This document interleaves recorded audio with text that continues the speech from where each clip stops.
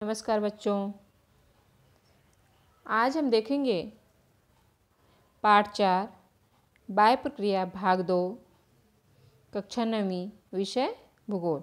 बाह्य प्रक्रिया भाग 2 में हम संक्षेप में जानकारी लेंगे। प्रस्तावना, कौन कौन से कारक हैं और वह कौन कौन से कार्य करते हैं। बच्चों, पिछले पाठ में हमने आंतरिक हलचलों से विभिन्न भूरूपों की निर्मिति और जो निर्मित हुई आंतरिक हलचलों के जो कारण थे उनके कारण किस तरह से अपक्षरण हुआ, यह हमने जाना। फिर हमने देखा बाह्य प्रक्रिया भाग 1 में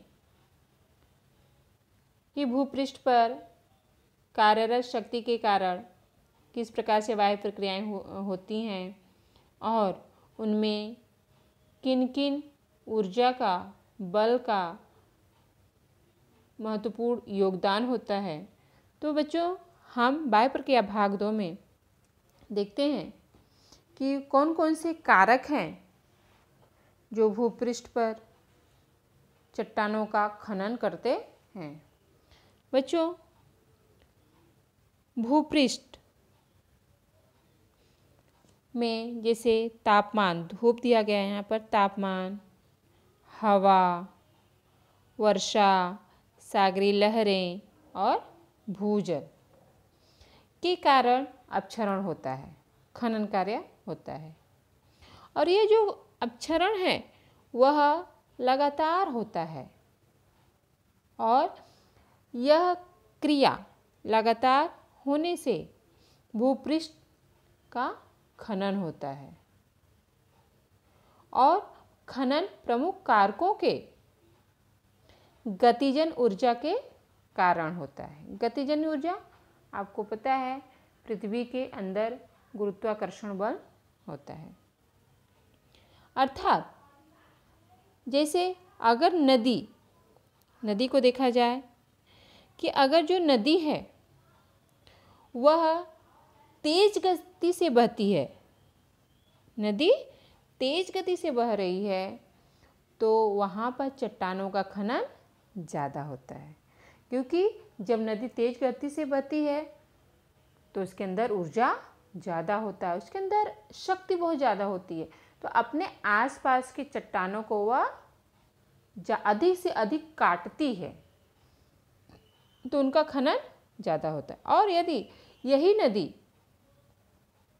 मंद गति से या मैदानी क्षेत्र में बहती है, बच्चों, जब ये ढलान की दिशा में बहती है तो इसकी गति बहुत तेज होती है और अपने आसपास के चट्टानों को काटती हुई चलती है। लेकिन अगर यही नदी मैदानी प्रदेश में आ जाए तो इसकी गति जो होती है वह मंद पड़ जाती है, धीरे धीरे पड़ जाती है। एक तरह से हम समझ सकते हैं कि जैसे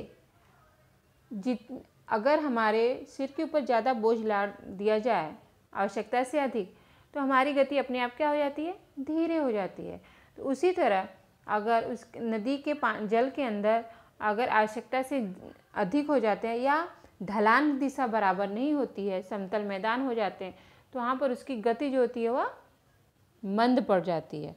जब गति मंद हो जाती है तो उसके अंदर शक्ति नहीं रहती है, तो उसका जो खनन है, खनन करने का जो काम है वह कम प्रमाण में होता है। और एक गतिजन्य ऊर्जा वहन के पदार्थ के, वहन मतलब ढोकर ले जाना, वहन के पदार्थ के वस्तुमान और वहन के वेग पर निर्भर होता है। वहन का वेग का, जो पदार्थ हम ढोकर लेके जा रहे हैं उसका वेट कितना है, वेग कितना है। जैसे जितना अगर हम फ्री हैं या थोड़ा वजन है हमारे सिर के ऊपर तो हम आसानी से उसको ढोकर लेके जा सकते हैं, लेकिन आवश्यकता से अधिक अगर हमारे सिर के ऊपर बोझ लाद दिया जाए तो हमारी जो गति है वह अपने आप मंद पड़ जाती है। बच्चों, तो हमारे वहन के ऊपर भी किस तरह से हमें ढोकर लेके जाना है, वस्तु का मान कितना, इसके ऊपर भी नदी के वेग पर निर्भर होता है। जैसे अगर हम देखें तो हिम नदी के बहने का जो वेग होता है, गति जो होती है वह कम होती है। क्यों कम होती है? क्योंकि पानी की अपेक्षा बर्फ का वस्तुमान अधिक होता है। पानी की अपेक्षा वस्तु का जो वेट होता है वह अधिक होता है, जिसके कारण गतिजन्य ऊर्जा कम हो जाती है। उसके बहने की जो गति होती है हिम नदी की वह कम होती है, क्योंकि हिम नदी, हिम का अर्थ होता है बर्फ, नदी नदी, बर्फ की नदी। तो उसके जल में जब बर्फ के टुकड़े रहते हैं तो उनको ढोकर उसको लेके जाना, वहन करना है, वहन ढोकर लेके जाना है। तो उसकी गति क्या हो जाती है, नॉर्मल नदियों से उसकी गति कम हो जाती है, और कम होने के कारण चट्टानों का खनन अर्थात अपक्षरण कार्य जो होता है वह कम होता है। इसके अलावा अगर जो नदी है अगर वह खनन कार्य करती है तो खनन कार्य, चट्टानों का खनन कार्य करने से अर्थात अपक्षरण कार्य से जो तैयार हुआ जो चूर्ण है, यहाँ पर आप देख रहे हो, यहाँ पर चट्टानों का खनन हो रहा है, और यह चट्टान जो है, जो खनन हुआ पदार्थ है वह ढलान की दिशा में नीचे अपने ढलान की दिशा में बह रहे हैं।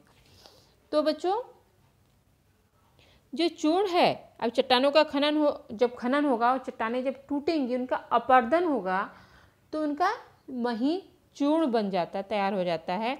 वह जो चूर्ण है वह जल के साथ अपनी ढलान की दिशा में आगे बढ़ना शुरू कर देते हैं, और यहाँ पे ढलान की दिशा में बह रहे हैं तो जहाँ तक ढलान मिलेगा या तेज गति से आगे बढ़ते जाएंगे। लेकिन अगर कारकों की गति, कारकों में कोई भी गति हो, कारकों में कोई भी कारक हो सकता है, नदी हो सकती है, पवन हो सकता है, भूजल हो सकता है, समुद्री लहरें हो सकती हैं, या हिम नदी हो सकती है।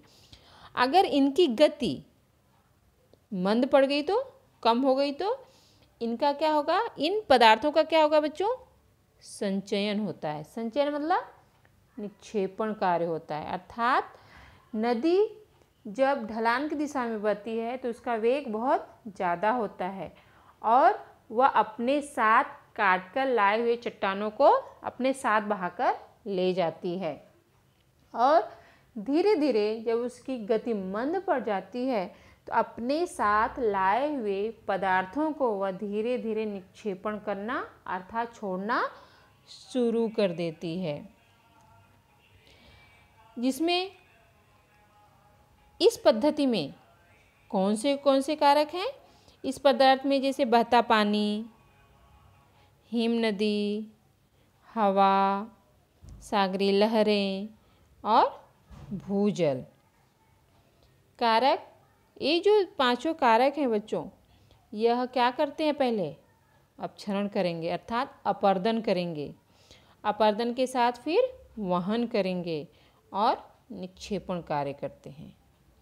तो अपर्दन, वहन और निक्षेपण में अगले वीडियो में आपको बताऊंगी। इन कारकों के कारण यह कौन कौन से कार्य करते हैं, अपर्दन, वहन और निक्षेपण।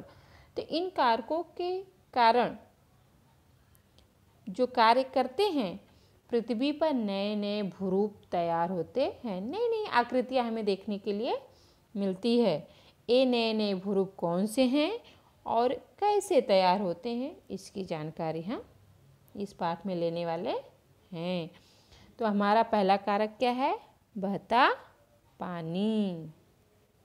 क्या है, बहता पानी। चलिए देखते हैं। बहता पानी अर्थात नदी, नदी के कार्य और भूरूप। तो नदी कौन कौन सा कार्य करती है और उन कार्यों के द्वारा कौन कौन से पृथ्वी पर भूरूप तैयार होते हैं। तो बच्चों, नदी के कार्य के द्वारा कार्य के भूरूप जानने से पहले हम क्या देखेंगे कि नदी कैसे तैयार होती है। तो इसकी जानकारी हम ले लेते हैं कि नदी कैसे तैयार होती है।